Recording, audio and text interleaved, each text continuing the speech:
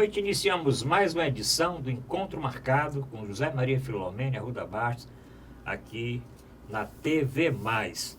Hoje vamos fazer um programa especial, né, José Maria? Sim, Nós dois aqui no bate-papo. voltar aquele bate-papo, né? Voltar aquele Tradicional. bate-papo gostoso. De vez em quando vamos fazer isso, tem muito assunto. Então vamos dar um descansozinho às entrevistas e vamos aqui fazer um bate-papo a respeito dos acontecimentos do momento, no esporte, na política, na administração, em todos os campos, tanto do Brasil como do mundo, porque nós vamos falar do impeachment do Trump. Sim. E vamos falar da demissão do Anderson como treinador do Ceará, a volta do Rogério Ceni, vamos falar do discurso do Bolsonaro na ONU, vamos falar do caso Lula, que agora era Lula livre, agora é Lula preso, vamos falar a respeito disso, das balas perdidas, né, e da política de segurança do governador, dito de segurança do governador do Rio de Janeiro, e outros assuntos. E sim, o caso do Janot. Nós vamos falar do caso do Janot, que foi até o que motivou esse nosso programa aqui, porque eu acho que é um assunto importante, repercutiu muito aí no final de semana, ainda está repercutindo, nós vamos conversar muito a respeito disso. Agradecer a audiência aqui de todas as semanas, audiência muito boa. Na entrevista que nós fizemos com o Louro Maia, radialista Louro Maia, grande repercussão. E peço que o nosso telespectador comente o programa de hoje, os temas que nós estamos colocando aqui. O telespectador pode comentar através do WhatsApp do programa, que é Fortaleza 85999251122. É o WhatsApp mais fácil da televisão e do rádio do Brasil todinho, 999251122. O telespectador também pode assistir o programa na nossa página na internet, portalarrudabastos.com.br, no site da TV Mais, tvmais.org, e nos canais aí, canal 15 da Multiplay, nos outros canais que retransmitem o programa. É isso, doutor Zé Maria? Sem dúvida. Boa noite, telespectadores, né? Boa noite a você, Arruda. São muitos os temas aí a semana. São muitos temas. Vamos escolher logo o mais palpitante do momento, que ainda é o caso do Janot. Né? Ex-procurador-geral da República durante 4 anos. 4 anos, teve 2 mandatos consecutivos. 2 mandatos. E aí eu digo, Zé Maria, pegou totalmente de surpresa, né? Porque você fazer um livro... Eu por exemplo, estou escrevendo um livro durante o meu período que fui secretário de saúde. Mas eu não vou... Quer dizer, primeiro eu não tenho nenhuma história dessa de ter ido armado conversar com o governador ou com alguma outra autoridade, né? Mas mesmo que tivesse alguma coisa muito assim a revelar, né, não seria depois de tantos anos, né, que... o que é que motivou, Zé Maria? O que é que motivou numa revista de grande circulação, revista que... uma notícia dessa é capa na revista, sem dúvida. O que é que você acha que motivou o Janot? Nós vamos falar do ato dele em si, mas uma coisa que eu ainda estou assim a pensar. O que é que motivou ele dar essa entrevista? Olha, não, primeiramente a entrevista era promocional do livro, né? Pô, então você acha acha que tudo a declarar, não recordo bem. 2 pontos, né? Parece que tudo a declarar, tudo e tem 2 pontos, coisa assim. O livro realmente ele traz revelações aí bombásticas, vamos dizer assim. Ele quis publicar um livro contando bastidores, contando histórias aí que permearam, né, a Operação Lava Jato, principalmente, e o seu período à frente da Procuradoria-Geral da República, que foi um período com decisões muito polêmicas, né? Foi o auge da Operação Lava Jato, foi quando a Operação Lava Jato se instaurou e que obteve os mais significativos resultados. E ele quis, né? Eu acho que para promover o livro, adiantou alguns pontos do livro, e o mais polêmico exatamente esse episódio que ele narra, que foi a uma sessão do Supremo Tribunal Federal, armado, com acho um revólver 38, com a intenção de desferir, premeditadamente para desferir um tiro no ministro Gilmar Mendes, que é um personagem que tem, com quem ele tem um entreveiro já histórico, né? Os dois adentraram no Ministério Público Federal no mesmo concurso, né? No mesmo período, fizeram carreiras simultaneamente, enquanto o ministro Gilmar Mendes, né, foi para a assessoria jurídica da Casa Civil da Presidência da República, depois advogado-geral da União e nomeado pelo Fernando Henrique ministro do Supremo Tribunal Federal. O Rodrigo Janot seguiu, né, na Procuradoria-Geral até galgar o cargo mais alto. Agora, eu entendo que ele quis externar uma bravata, né? Ninguém sabe se isso ocorreu ou não, se realmente ele foi ao Supremo armado, né, ou não, ou se é apenas uma bravata, né? Agora, a repercussão foi muito grande, né? O livro, eu não estava lembrando, mas o livro, Zé Maria, é Nada Menos Que Tudo. Nada Menos Que Tudo, exatamente. Então, o título do livro é Nada Menos Que Tudo. É um título realmente impactante. Nada Menos Que Tudo, né? Agora, eu não sei, pai, se ele ia inventar uma história assim tão cabeluda dessa, porque não deixa de ser, né? Quer dizer, ele contar que ele premeditadamente pegou a arma, ele tinha posse, né? Agora não tem, agora está suspenso o porte de arma dele. Ele foi e conta tintim por tintim. Pegou com a mão direita, aí o dedo... Bem, agora existe o fato em si, que foi realmente ele ter portado, né, a arma no Supremo com a intenção de desferir um tiro, de depois se cometeria suicídio, o que demonstra um comportamento, uma personalidade totalmente desequilibrada, né?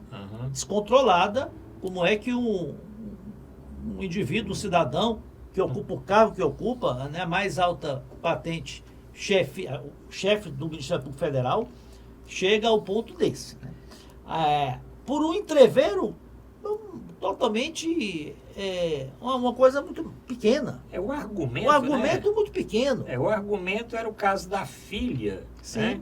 Que, segundo ele, não tinha nada a ver com a OAS nem com a Odebrecht. Não, o que ocorreu é o seguinte, né? o Rodrigo Janot, como procurador da República, arguiu a suspeição do ministro Gilmar Mendes no processo do habeas corpus, né, que concedeu liberdade ao Eike Batista, visto que a esposa, né, dona Guiomar, esposa do Gilmar Mendes, seria sócia do escritório que defendia, né, interesses das empresas do Eike Batista, né? Não era o advogado criminalista do Eike Batista no processo. Aí, do outro lado, o Gilmar Mendes acusou, quer dizer, também arguiu também que a filha do Rodrigo Janot era sócia, ou trabalhava, ou participava de um escritório que defendia a OAS. Olha, isso é motivo para você matar alguém? Para querer matar alguém? Então, demonstra um comportamento, uma personalidade desequilibrada. O outro ponto que se deve analisar são as medidas que o Supremo Tribunal Federal tomou, que eu vi muitos juristas alegarem que foram medidas abusivas, foram medidas extremadas, né? E foram medidas, inclusive, ao arrepio da lei, porque o ministro Alexandre de Moraes decretou a busca e apreensão tanto da arma, né, na residência, apartamento dele e no escritório, como também foi apreendido celulares, notebooks, tablets, né? E foi imposto ao Rodrigo Janot uma medida restritiva dele não chegar a 200 metros, né, de qualquer localidade onde possa estar o ministro Gilmar Mendes, seja a sua residência. Não, qualquer ministro, né? Não foi nem só o Gilmar Mendes, foi de qualquer dos 11 ministros. Né? Uma medida muito grave. E a forma, né, o meio de que ela foi tomada, sem qualquer provocação do Ministério Público, né? A provocação foi do próprio Gilmar. Do próprio Gilmar Mendes.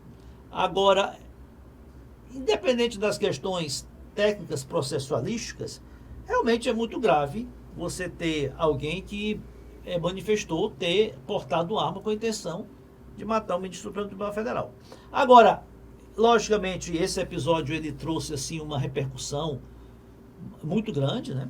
Mas há outros fatos narrados no livro e também na entrevista muito sérios. Né? Vamos já comentar. Mas só para o telespectador ver um pouquinho de outros detalhes que eu estava pesquisando aqui, né? O escritório é o escritório muito famoso do Sérgio Bermudes, né? Que é um dos maiores escritórios de direito empresarial, do Rio de Janeiro, né? Que a filha, né, do Janot. Filha do Janot. Né? Não, aqui era a esposa do Gilmar. Sérgio Bermudes, a esposa do Gilmar. A filha do Janot, ela defendia a OAS e a Odebrecht em algumas ações e tal, não criminais, noutra área, talvez. Nada disso empresa, gera impedimento e nem suspeição, porque senão qualquer advogado, filho, parente de ministro, de desembargador não ia poder advogar, ele não pode advogar em processos que estejam sobre a jurisdição, né, estejam sendo julgados pelo magistrado, né? Ou então em que atue como procurador, promotor, né, o pai, né, o esposo. Né? A outra coisa é o seguinte, a Maria estava dizendo aqui.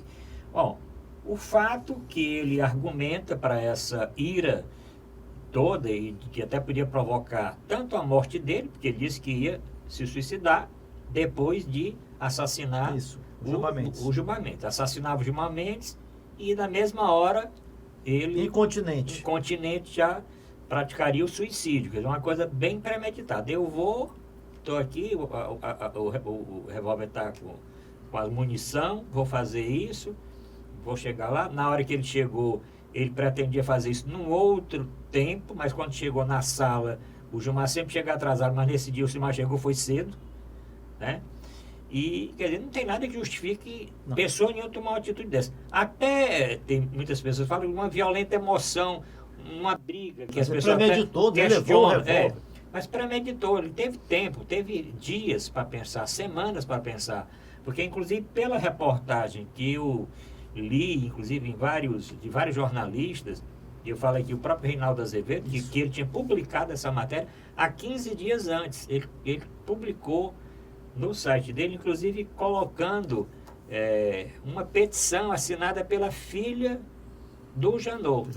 Ele colocou uma petição da OAS, ou era da Odebrecht, assinada pela filha do Janot, para provar, tinha chegado às mãos dele, uma fonte, para provar que ela realmente era advogada da OAS e da Odebrecht. Né? E falou exatamente que nenhum dos dois, como você falou, era motivo de impedimento, porque não tinha nenhum caso nem outro. Então, não se falou nem que a filha tinha cometido algum ilícito e nem que a esposa do Gilmar tivesse cometido algum ilícito. A discussão era no impedimento dele estar com aquele caso. Né? Ele chegasse e querer trocar assim, discutir. Olha, deixa minha filha fora disso, não coloque a minha... Isso é uma baixaria, isso é covardia, envolver minha filha. Mas agora, mostra um desequilíbrio. Agora, como eu estava comentando, o livro também traz fatos escandalosos. Né? Por exemplo, de que o Rodrigo Janot, que foi chamado ao Palácio do Jaburu, quando Michel Temer ainda era vice-presidente da República, e que lhe foi, assim, aventado, lhe foi prometido cargos no governo, né, caso ele amenizasse, afrouxasse, né, não pegasse muito pesado, né, buscasse frear, né, os tentáculos da Lava Jato, né, que estavam num momento muito agressivo em relação aos políticos. Né? Então, isso é muito sério, né? Como ele também comenta, por outro lado, que os procuradores da Lava Jato pressionaram... Isso. Né? Ele tinha sido pressionado para colocar mais celeridade nos processos que envolviam ex-presidente Lula. Também tem isso aí, quer dizer, ele realmente parece que é nada menos que tudo. À medida que o cara... Também né? cita essa questão, eu sei que isso gera muita discussão, porque a Lava Jato ela envolve aí interesses políticos, porque ela atinge políticos e aqueles partidários de alguns réus, né, tomam as dores, né, desses réus em contrariedade com as ações dos procuradores. Mas esse tipo de discussão, isso é comum no Ministério Público. Procurador, olha, eu acho que nós devemos ir por essa linha, acho que nós devemos ser mais agressivos, assim, pegar mais pesado com esses réus. O outro, não, mas não há provas, as provas ainda não são suficientes, esse tipo de debate, isso aí é comum. Da mesma forma que é comum também na defesa, né? Bom, esse caso ainda vai render muito, né? O lançamento do livro, não sei se já está previsto agora para os próximos dias. Acho que vai ser adiado esse lançamento. Porque esse livro é o seguinte, é um livro que ele escreveu com um escritor mesmo, né? Isso. Um escritor que normalmente eles convidam e aí passam as informações. Parece-me, inclusive, parece-me que este episódio do Gilmar Mendes, no livro, ele não nomina o Gilmar Mendes. Ele fala, inclusive, quis atirar no ministro do Supremo Tribunal Federal. Na entrevista que ele revelou que seria o Gilmar Mendes. Certo. Então, tem também, relata também que o Aécio Neves também. Sim, fala também do Aécio Neves. Chegou a convidar. Não, eu acho o seguinte, uma pessoa como ele tem muita coisa a dizer mesmo. Pessoas menos influentes do que ele tem muita coisa a falar. Imagina o posto durante 4 anos, né, num momento de tanta turbulência política. Então, ele deve ter muita coisa a falar. Nada menos. O que chocou foi a atitude que ele disse que tomou, né, premeditadamente. Agora, com relação ao Alexandre de Moraes, este é aquele inquérito que está já aberto na fake news, né? Quer dizer, não é um novo. É dentro desse. O argumento que eu li, Zé Maria, é o seguinte, que ele coloca, inclusive, lá na decisão dele, é que como se isso fosse uma coisa continuada, né? Se ele continuava com a arma, se ele tinha premeditado isso, se ele não pediu desculpa, inclusive, porque ele podia ter dito, olha, eu cometi isso, mas depois caí no arrependimento. O que ele disse que não fez porque a mão de Deus segurou ali o dedo, tirou a força dele, uma coisa assim mais sobrenatural. Mas em momento nenhum da entrevista, né, que ele aborda esse caso, ele não diz, olha, eu fiquei arrependido, isso foi um momento realmente da minha vida que eu não quero nunca mais passar e tal, eu estou arrependido, né? Ele não fala que está arrependido. Eu acho correta a decisão do Alexandre de Moraes. Ele fala que não atirou Eu acho que ele extrapolou no ponto de aprender celulares e notebooks, né? Isso aí mas o porte de arma você concorda. O porte de arma e a distância, sem dúvida, você concorda. Sem dúvida. Eu acho que ele queria, na certa, ver aí, eu também não sei o que ele queria ver no celular e notebook, alguma coisa aí que relacionada com... Cita até o episódio do senador Fernando Collor, né, o ex-presidente Collor, que o presidente Collor teria também ido armado, dito que estava armado na sabatina lá no Senado, porque o Rodrigo Janot, ainda como subprocurador, denunciou o Collor e... Agora, um caso desse famoso foi o pai do Collor, né? Porque o pai do Collor realmente foi armado e sacou a arma. O pai do Collor, ele era o senador Arnon de Mello, que foi governador de Alagoas, ele foi senador. E em 1963, ele discutindo com outro senador, acho que era Péricles, né?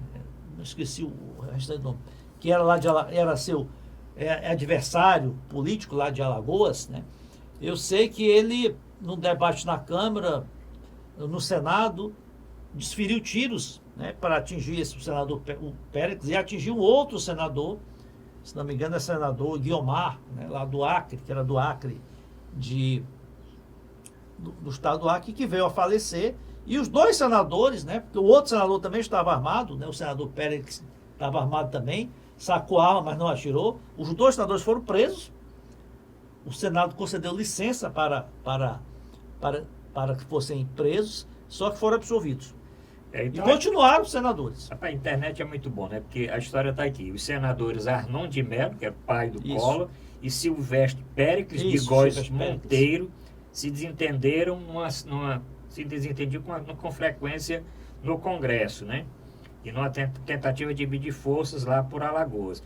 E no dia 4 de dezembro de 1963, o Arnon abriu os trabalhos com a seguinte frase: Senhor presidente, com a permissão de Vossa Excelência, farei de frente para o senador Silvestre Péricles de Góes Monteiro o que me ameaçou de morte, né?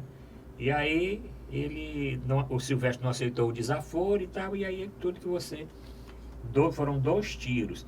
No entanto, acertaram o José Cairala, senador do PSB do Acre.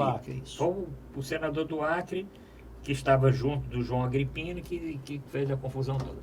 Mas aí o Brasil tem muita história nesse ponto. Bom, vamos terminar. Alguma coisa mais? Não, Acho que teve já outro tá bom, episódio né? também, que foi na Câmara dos Deputados, que foi também, acho que foi em 67, um entreveiro entre o então deputado Nelson Carneiro, depois foi senador, sim. foi o senador até autor da lei do divórcio, né? É. E o senador, eu acho Do que era Rio de Janeiro. eu acho que era o Geraldo Sotomayor, que era o de Pernambuco, que é pai do ex-piloto de Fórmula 1, Nelson Piquet. Nelson Piquet. Também tiveram um entreveiro, um atirou no outro, os 2 acabaram feridos, mas sobreviveram. Bom, antes que apareça outro tiro por aí, nós vamos acabar esse bloco e nos outros 2 blocos vamos comentar o que eu já falei aqui. O discurso do Bolsonaro lá na ONU, o caso do Lula, sai, não sai, né? O impeachment do Trump lá nos Estados Unidos, por que o Ceni voltou, não deu certo no Cruzeiro, por que o Anderson Moreira saiu do Ceará, e o caso lá das balas perdidas, que já alvejaram 11 crianças e mataram 5 crianças lá no Rio de Janeiro. Voltamos já.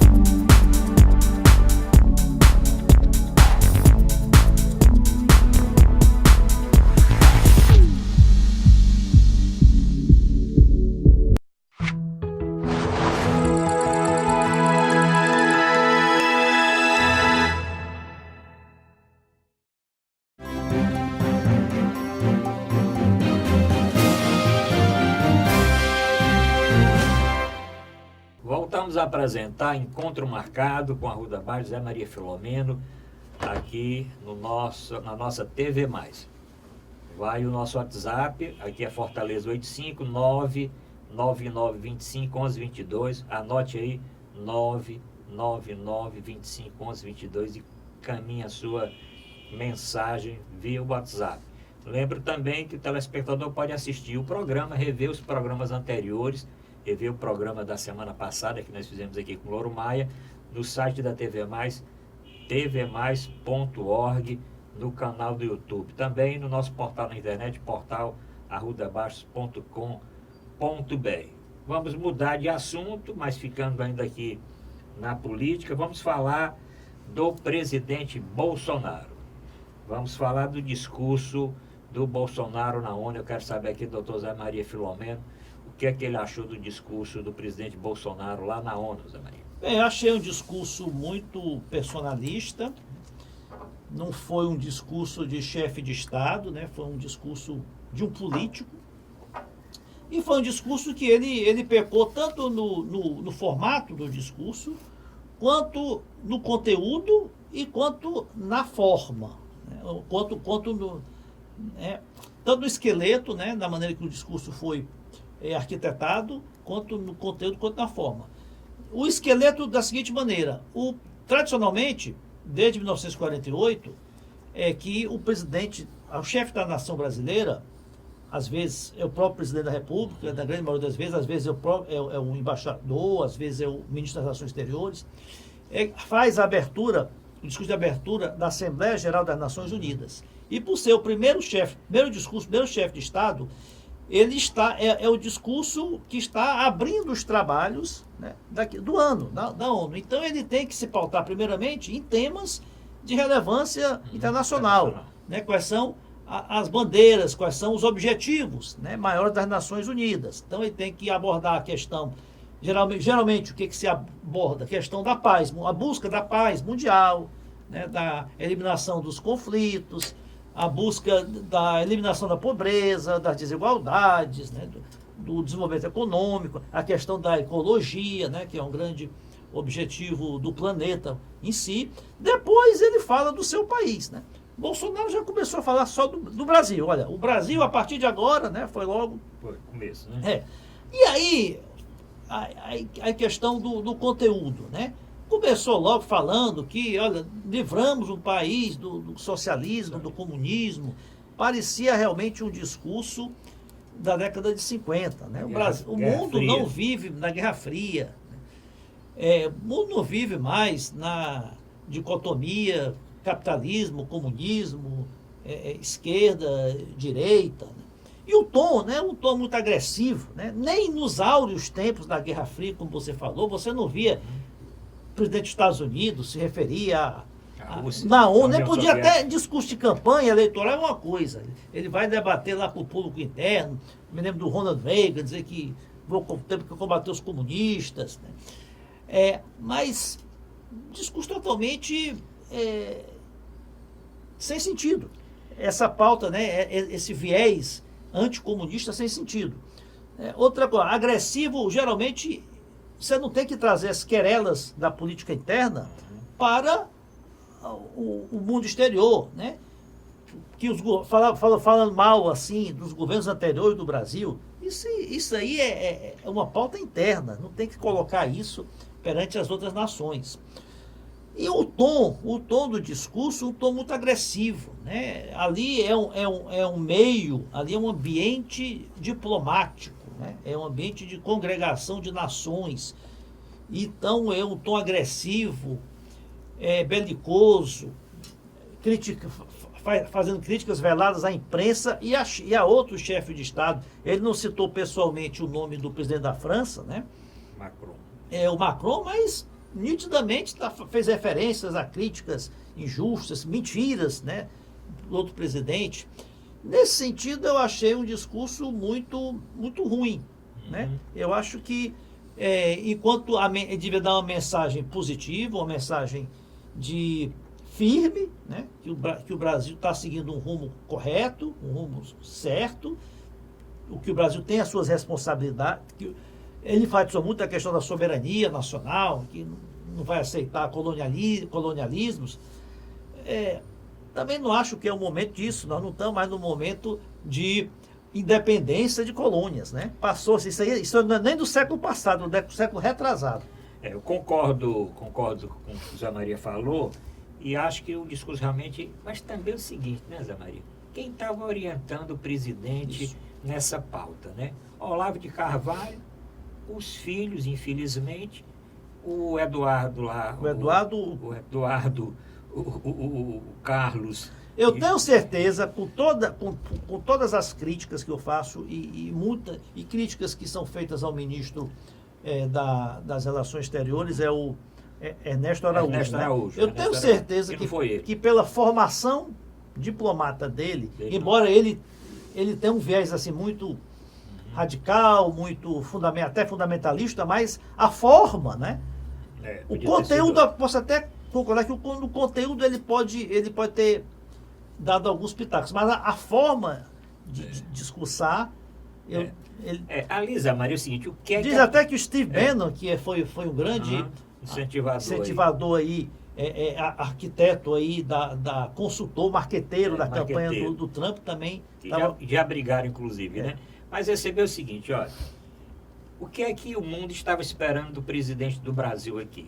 Diante da repercussão do desmatamento na Amazônia, do problema dos da queimada, dos incêndios, da repercussão que teve no mundo, da fala que teve no G7, Isso. do Macron, da primeira-ministra da Alemanha, da repercussão que teve mundialmente de empresas já vendo um certo boicote no comércio, no agronegócio brasileiro. Então, o que é que se esperava? Ele dizer que tinha tomado as providências, que não era bem assim, né? O que é que aconteceu, podia tentar aliviar diplomaticamente o que aconteceu, mas mostrar a ação que fez, colocando o exército, né, para fazer isso, mostrar os números da quantidade que... E não mostrar que a imprensa inventou, que não é aquilo, que estão atrás do minério da Amazônia. Falou do índio, né? O cacique Raoni. Do índio, quer dizer... É até uma covardia, o presidente da República, todo o poder que tem, ir num palco da ONU e criticar o cacique Raoni. Deu até tosse aqui. Então, eu acho que você tem foi uma oportunidade perdida. A repercussão não foi boa. O Brasil não ganhou nada com aquele discurso, né? Aliás, no discurso para o público interno, né? Bolsonaro, cada vez mais, ele está falando, está se dirigindo ao seu eleitorado mais fiel, né? É como se um tempo que se usa muito agora, o seu eleitorado raiz. E que as pesquisas mostram que mesmo esse eleitorado raiz está ficando... Está diminuindo, e diminui. São 9 meses só. 9 meses de governo, quer dizer... Nem a última pesquisa agora,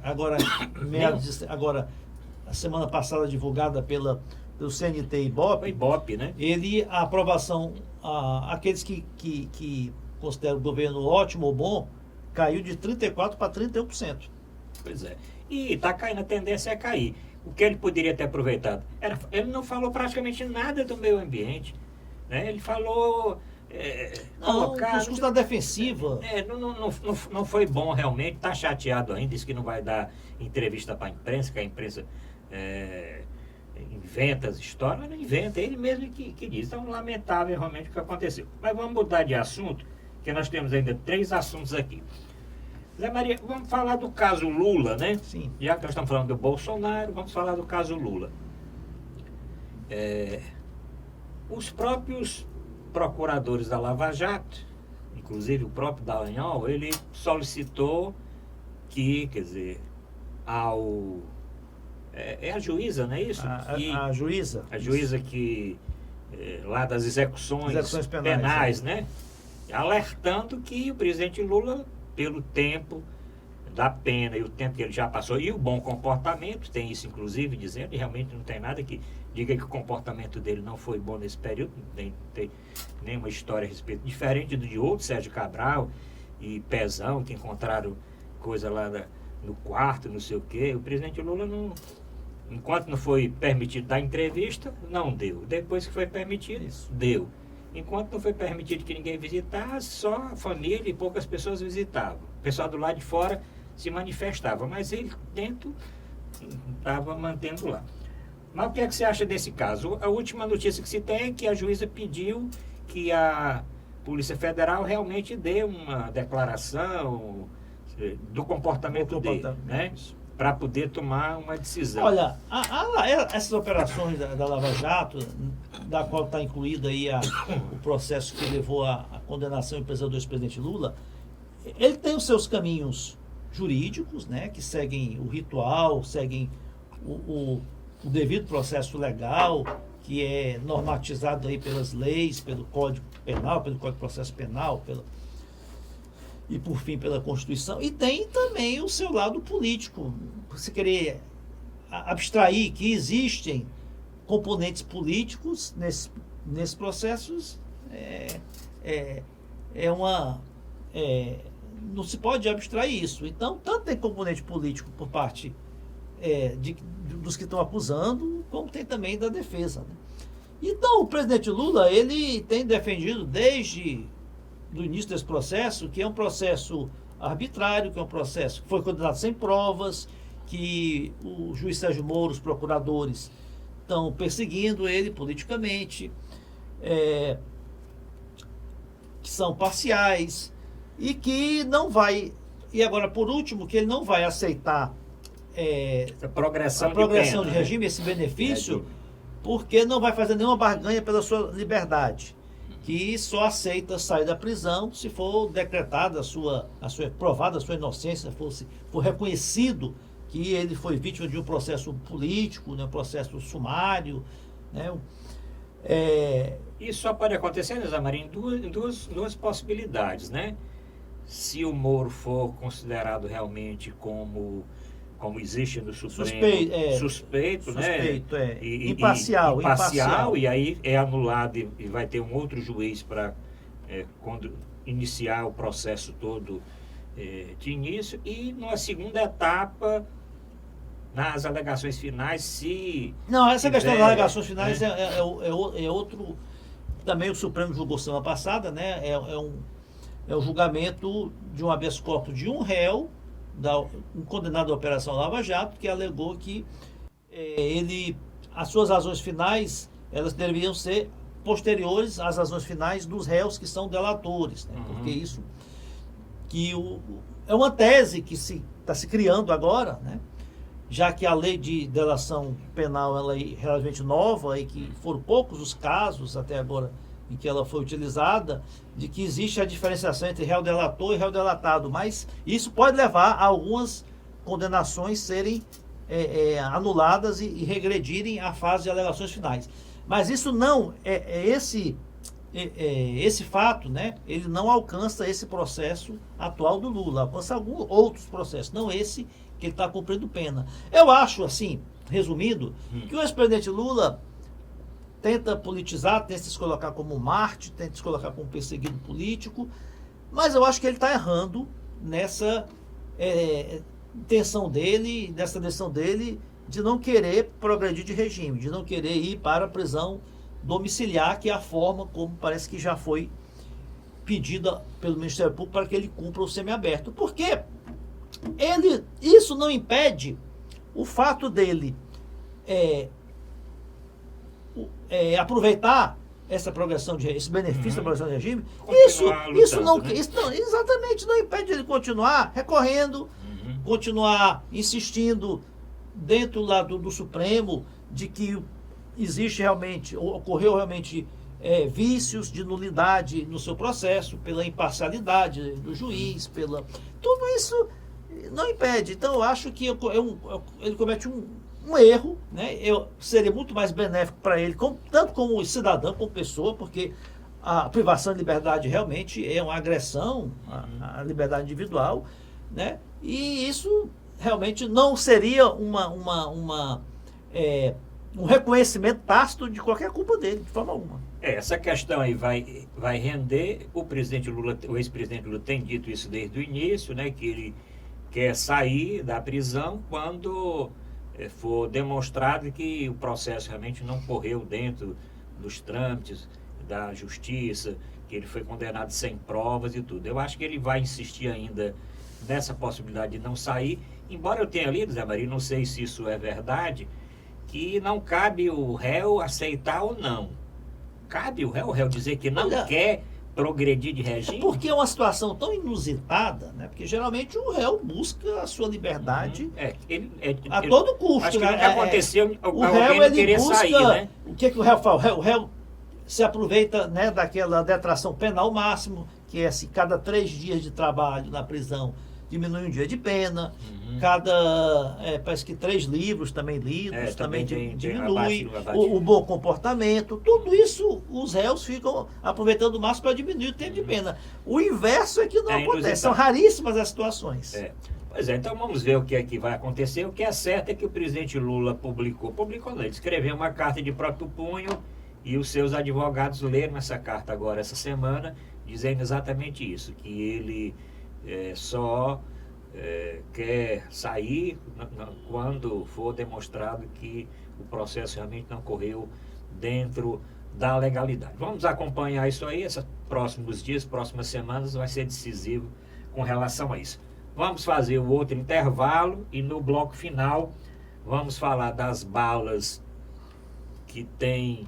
Eu não sei porque essas balas perdidas atraem muita senhora grávida, criança, né, jovem, né, quer dizer, não sei Idoso. como. É idoso, né? Quer dizer, bala perdida que parece que é Nunca atraída. pega no bandido, Nunca né? pega nós vamos falar disso a respeito do governador e da política de segurança lá, mas também não vamos esquecer dos casos aqui do Ceará. Ceará. Né? Sim. Desses casos aqui do Ceará que motivaram 100 e tantos aí atentados, incendiaram ônibus, caminhões, carros da Enel e outras coisas mais. Vamos conversar um pouquinho do retorno de toda essa violência aí aqui no Ceará. Voltamos já.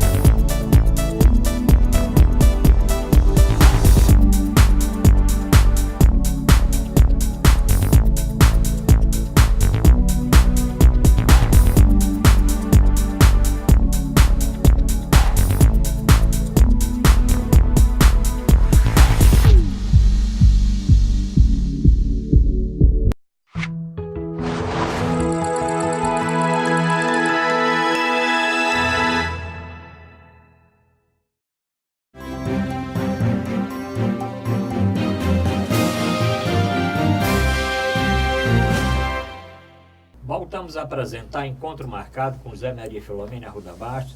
Lembra o WhatsApp do programa? O programa hoje está bem dinâmico, como sempre, mas os debates aqui, as discussões com relação aos temas do momento. Comente o que nós debatemos aqui no nosso WhatsApp, que é Fortaleza 85 99925 1122. Assista o nosso programa no site da TV Mais, reveja os programas anteriores, tvmais.org, no nosso portal na internet, portal@arrudabastos.com.br. Agradeço a audiência de todas as semanas, cada vez crescendo mais. Bom, tem muitos assuntos, não vai dar para falar de tudo, né? Porque nós temos que falar de futebol. O senhor que é torcedor do Ceará, do Fortaleza, do Ferroviário, do futebol cearense, do futebol brasileiro, aguarde um pouquinho, nós vamos comentar. Mas, Zé Maria, vamos falar então dois casos de violência. Sim. Essa violência aqui no Ceará, recente, agora diminuiu mais, né? O que é que você acha que... Qual o motivo desse recrudescimento dessa violência aqui no estado? Olha, o estado do Ceará, ele, lamentavelmente, ele não foi agora, esse ano, nem ano passado, e nem, como também não durante a vigência do governo do atual governador Camilo Santana. Já de alguns anos, de uma década para cá, pelo menos, o estado do Ceará, ele foi ocupado pelo crime organizado. As facções de narcotráfico do sul, sudeste, se implantaram aqui, se fixaram bases aqui no estado do Ceará e tem tentáculos por várias cidades, não só na grande Fortaleza, mas várias cidades do interior, e dominam inclusive os presídios. Tanto que essas rebeliões, elas iniciam nos presídios e depois se ramificam aí, se espalham aí por fora, né? E os líderes, parece que tem assim prolifera-se líderes dessas organizações criminosas, né? Porque você tem muitos, dezenas presos, né? Mas mesmo assim, ainda, quanto mais se prende, mais aparecem líderes dessas facções comandando esses atentados. Lógico que o Ceará está sendo alvo de atentados que não são crimes comuns, são atentados terroristas, porque o marginal, ele não ganha nada em incendiar um ônibus, né?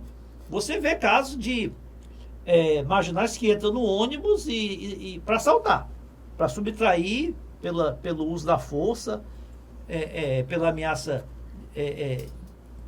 com arma, subtrair os pertences dos passageiros ou subtrair o próprio carro, o veículo. Agora, incendiar ônibus, incendiar veículos, incendiar posto de gasolina, incendiar um viaduto, isso tudo são atos de cunho terroristas, né? Eles querem mandar uma mensagem para aterrorizar a sociedade, mandar mensagem para o poder público que eles têm um poder, têm uma força é muito grande ainda. E o governador Camilo Santana já deu várias declarações de que, se isso aí é, como se diz, uma revolta das facções criminosas, do narcotráfico, que convivem no Brasil todo, para diminuir a rigidez e as determinações nos presídios, isso não vai acontecer nenhum relaxamento das condutas recentes. Essa violência tem diminuído, a violência no Estado, de uma forma geral, esses crimes de maior gravidade reduziu bastante, o número de homicídios e outras coisas mais, não só no Ceará, mas o Ceará está sendo destaque nisso, mas no Brasil todo tem acontecido uma redução. Vamos esperar. Mas o problema, também, Uda, é né? que, sim, tudo bem, esses homicídios, grande parte deles que ocorrem no Brasil inteiro, né? O Brasil foram, ano passado, 62, 63 mil homicídios. Esse ano houve uma redução em torno de 22, 23%, que é uma redução que tem sido assim homogênea no país inteiro. Então, esse ano deve ter aí, talvez menos de 50 mil homicídios. Agora, tem muitos desses homicídios são entre membros das facções que estão... tem a ver com o tráfico de drogas, né? Agora, o que não se observa nos demais estados é esse tipo de atentado que tem acontecido aqui no estado do Ceará. Né? Bom, vamos ter que aguardar a posição do governador, inclusive, numa declaração que ele deu agora, essa semana, nos últimos dias, que vai continuar firme, o secretário também de Segurança, firme nessa linha, né? E solicitando o apoio do governo federal para a transferência de alguns líderes desse movimento, se bem que já foi descoberto que são líderes que estão, inclusive, em outros estados e outros presídios, que estariam comandando esses atentados. Não os que estão aqui no Ceará, mas líderes das facções em Pernambuco, em outro local. Porque essas facções viraram verdadeiras, assim, empresas, né? Que tem filiais, né? Tem sedes em vários estados. No início do ano, teve logo nos primeiros dias de 2019, de janeiro, teve aquela onda de ataques, né? De incêndios a empresas e ocorreu uma reação muito forte do governo do estado, que pediu, inclusive, apoio de reforços, né, da Guarda Nacional, do governo federal, parece que ocorreu aí, naquele momento, uma integração muito grande entre as forças da Polícia Federal e das Forças Armadas com as forças do Estado, e o novo secretário de Administração Penitenciária também adotou uma linha muito, muito dura, né, impondo restrições aos benefícios e segregando esses presos mais violentos. E agora eu acho que eles estão, né, possivelmente, né, como você bem destacou, através de líderes de outros estados, né, tentando aliviar, tentando retroceder, intimidar o Estado, né? Então, assim, nós falamos muito de violência e tudo. Eu acho que nós vamos deixar aí o caso daquela menina Águeda para outro programa. Não, eu vou falar então, rapidamente sobre isso. Né? Realmente um caso que chocou, porque uma criança de 8 anos que é vítima aí de um disparo de arma e perde a vida, quer dizer, perde a vida de uma criança, acaba com a felicidade dos pais, e é lamentável. Agora, tem que se distinguir o que é bala perdida, né? Alguém que é vítima de uma bala perdida. No Rio de Janeiro, pela topografia do Rio de Janeiro, que tem morros, né? Às vezes a polícia sobe os morros e atira contra os marginais que atiram contra a polícia, e acaba pela topografia, as favelas, as comunidades, ali tem as habitações todas muito concentradas, acaba alguém sendo vítima de uma bala perdida. Então tem que distinguir esse tipo de incidente com a imprudência da polícia, né? Às vezes teve também agora, ano passado, acho que foi até durante a intervenção no Rio de Janeiro, uma patrulha lá da polícia, né, quis parar um veículo para não atender um chamamento e desferiram tiros, matou um músico, né? Aí uma imprudência. Eu não sei se esse caso da Águeda foi uma imprudência da polícia, do policial, que desferiu tiros confundido o veículo com um veículo que podia ter marginais, ou se foi um simples, uma bala perdida. Tem que se apurar. O que nós lamentamos é exatamente isso, né? É essa imprudência e essa facilidade com que você dispara arma de fogo, né? Você dispara arma de fogo de grande calibre. O caso dessa criança chocou, inclusive, porque a família quis doar os órgãos desta criança, porque existem crianças nas filas de todo o Brasil para transplante, principalmente de coração, de pulmão, de fígado, de rim.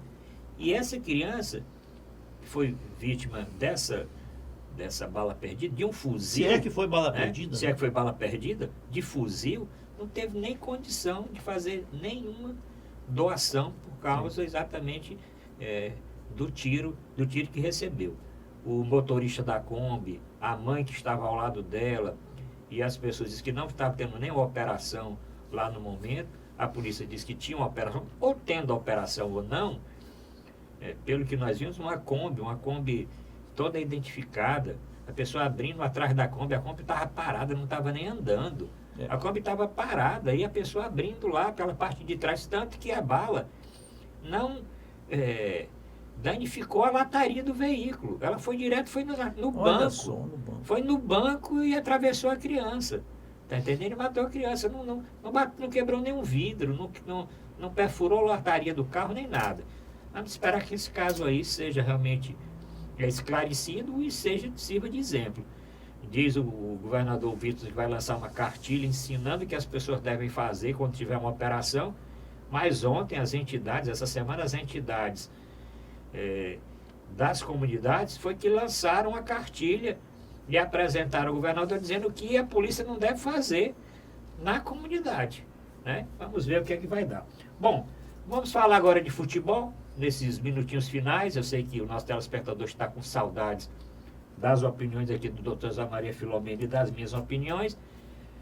Por que que o Ceni, que saiu daqui do Fortaleza e foi para o Cruzeiro, não deu certo lá, Dr. Zé Maria? Olha, pelo que se sabe, né, o que se noticiou na imprensa desportiva é que ele foi boicotado pelas estrelas, vamos chamar assim, né, do Cruzeiro, jogadores mais tradicionais lá do Cruzeiro, que no caso Thiago Neves, Fred, se não me engano o Robinho, né, o Egídio. Ele quis impor a sua maneira de trabalho, quis renovar a forma de jogar do clube, do time, e talvez quis barrar um ou outro desses jogadores por estarem ou em uma forma física ou em uma forma técnica. Né? Barrou.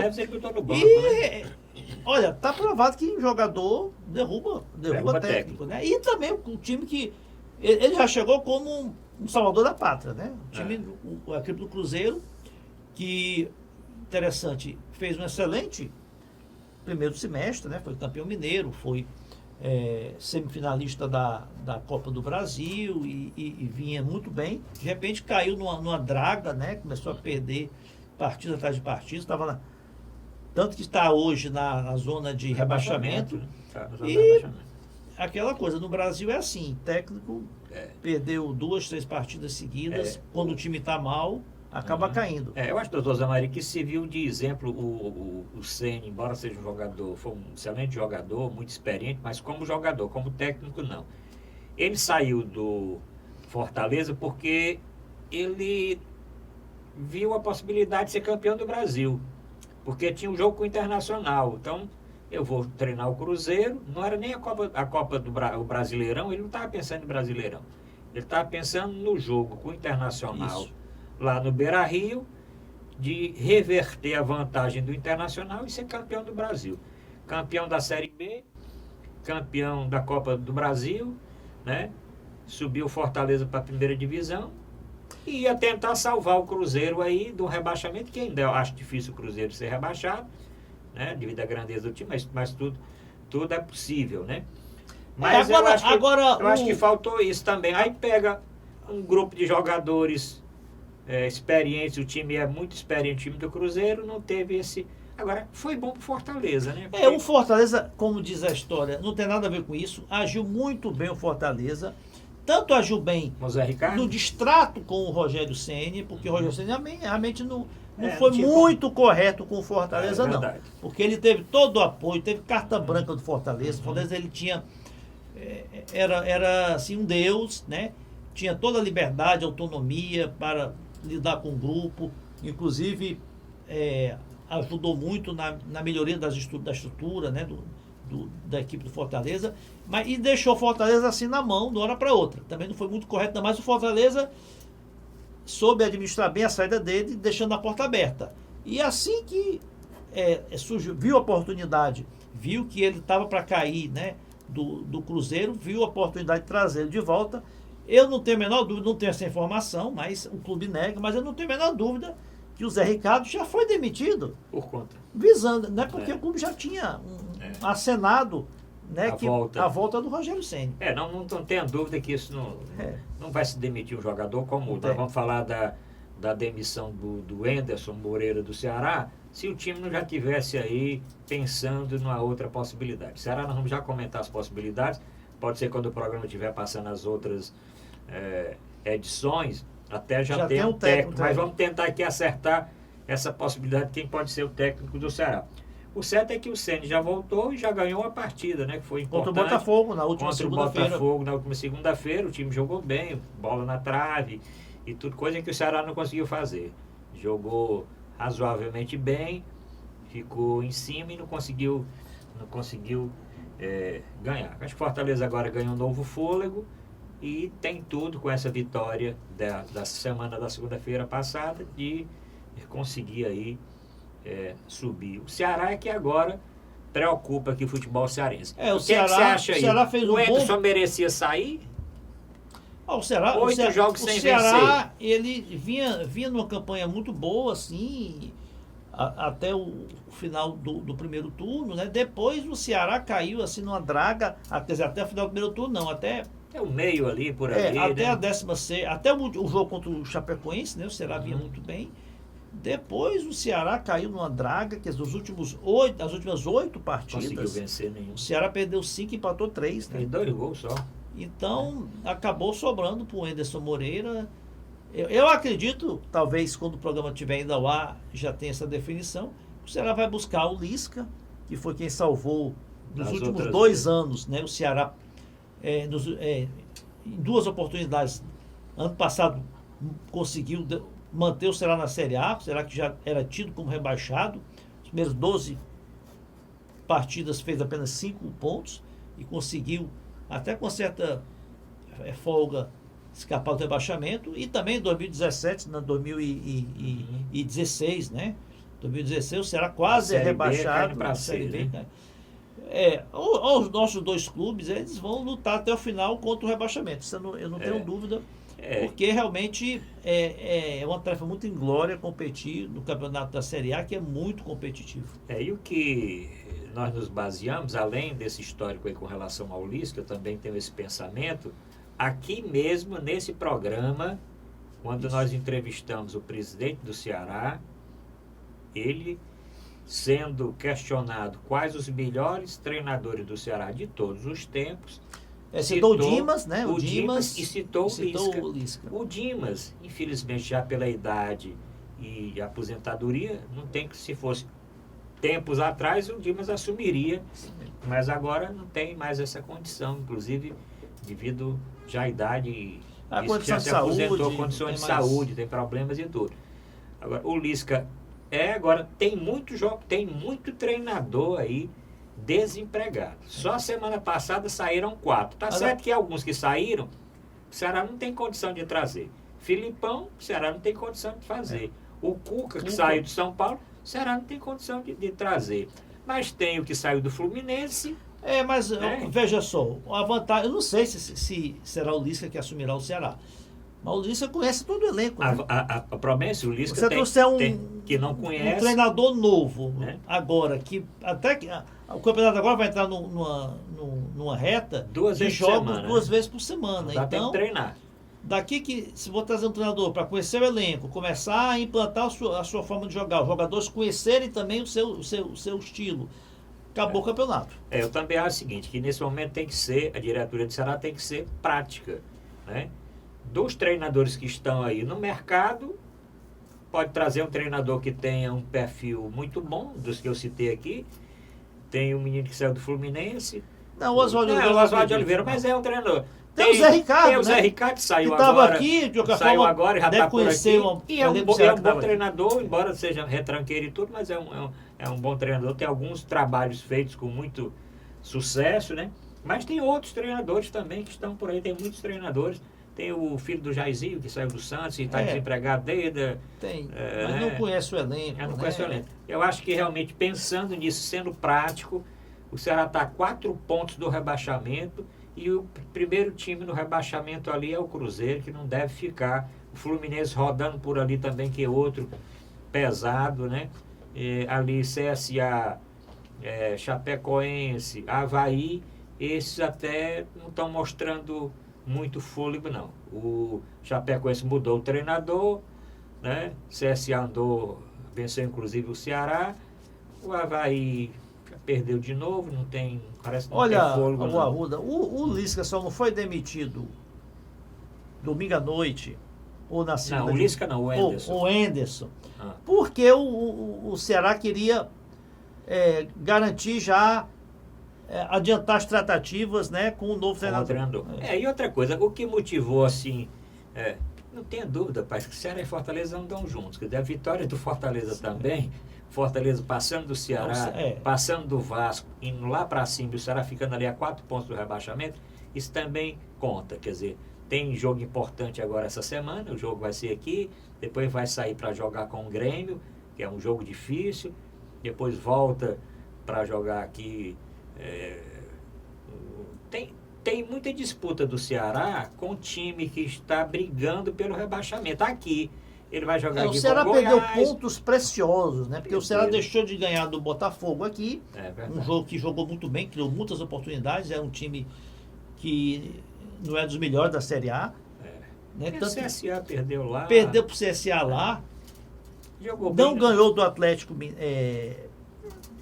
Eu acho que o seguinte, a desgraça dele foi esse último jogo com o Atlético, né? Porque o time jogou até mais ou menos o primeiro tempo. No segundo tempo, o Atlético fez logo o empate e ele não mudou nada, parece que estava assistindo o jogo, levou o segundo gol, já no fim foi fazer alguma modificação. Então mostrou que era hora realmente de mudar. Bom, nós já passamos o tempo, né, Ayrton? Já passamos o tempo, Zé Maria? Só queria lembrar que nós estamos já no mês de outubro, né, que é o mês, né, outubro rosa, né, outubro o mês que se dedica ao combate ao câncer de mama, né, que afeta milhares de mulheres, mas que deve ser prevenido, deve ser tratado e que há realmente solução, há salvação para o câncer de mama. Vamos trazer aqui esse mês alguém, né? Vamos sim, vamos fazer. Algum especialista para tratar desse. Eu trago o doutor Luiz Porto aqui. No ano passado, nós entrevistamos a Luana, que também trabalha aqui, ela num programa especial que nós fizemos a respeito do Outubro Rosa, né?